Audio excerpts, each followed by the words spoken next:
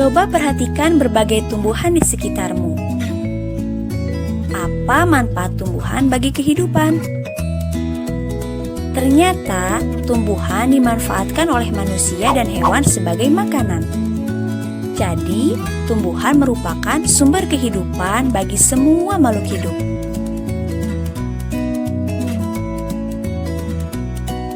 Salah satu tumbuhan yang berkembang biak dengan bunga adalah pohon jagung. Serbuk sari pada jagung akan terbang terbawa angin ketika angin bertiup. Serbuk sari yang terbawa angin tersebut sebagian akan jatuh di kepala putik yang terletak di bagian bawah bunga pada pohon jagung yang lain. Ketika itulah terjadi pembuahan. Perkembangbiakan ini dinamakan perkembangbiakan tumbuhan secara generatif.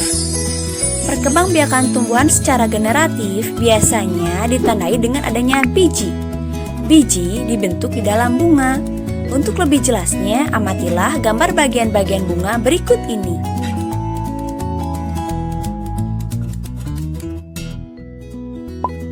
Bunga lengkap terdiri dari beberapa bagian, di antaranya yaitu tangkai bunga yang berfungsi untuk menghubungkan batang dengan bunga, dasar bunga yang menjadi tempat untuk melekatnya mahkota bunga, bakal biji yang berfungsi sebagai pelindung dan menjadi tempat pembuahan. Kemudian ada kelopak yang merupakan bagian bunga paling luar. Kelopak berfungsi untuk melindungi bunga sewaktu masih kuncup. Di bagian dalam kelopak terdapat mahkota bunga. Warna dan bau mahkota bunga menarik serangga untuk datang dan membantu penyerbukan. Di dalam mahkota bunga terdapat tangkai putik, kepala putik, tangkai sari, dan kepala sari. Tangkai putik berfungsi untuk menyangga kepala putik, dan tangkai sari juga berfungsi untuk menyangga benang sari. Kepala putik dan benang sari keduanya berfungsi sebagai alat perkembangbiakan. Kepala putik sebagai alat kelamin betina dan benang sari sebagai alat kelamin jantan.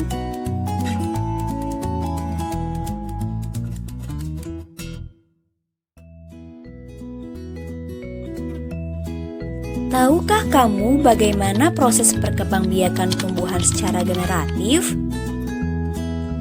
Perkembangbiakan tumbuhan secara generatif diawali dengan penyerbukan, yaitu jatuhnya serbuk sari ke kepala putik. Setelah terjadi penyerbukan, pada serbuk sari tumbuh buluh serbuk sari yang menuju ke ruang bakal biji. Kemudian, serbuk sari akan masuk ke ruang bakal biji melalui buluh serbuk sari. Di dalam ruang bakal biji terjadi pembuahan, yaitu peleburan benang sari sebagai sel kelamin jantan dengan kepala putik sebagai sel kelamin betina. Dari pembuahan tersebut menghasilkan zigot.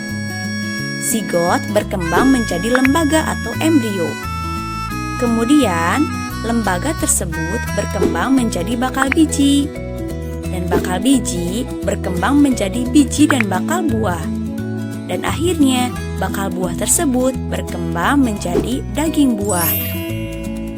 Lembaga atau embrio yang berada di dalam biji merupakan calon tumbuhan baru.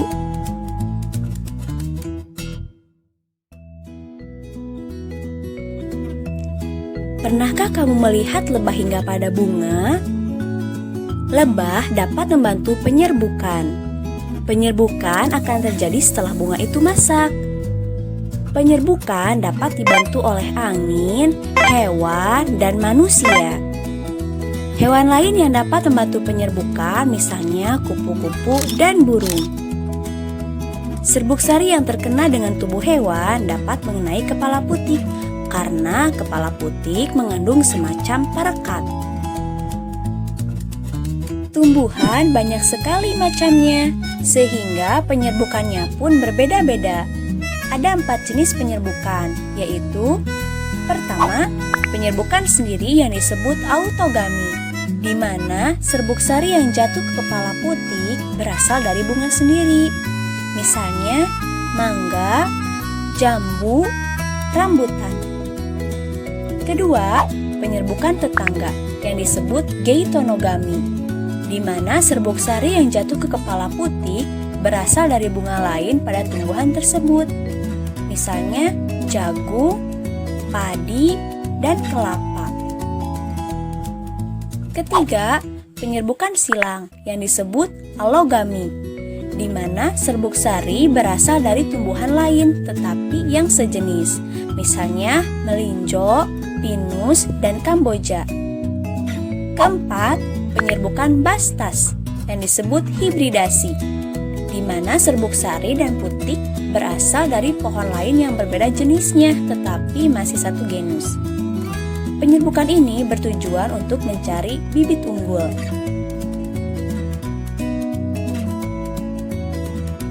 Demikianlah penjelasan tentang perkembangbiakan tumbuhan secara generatif.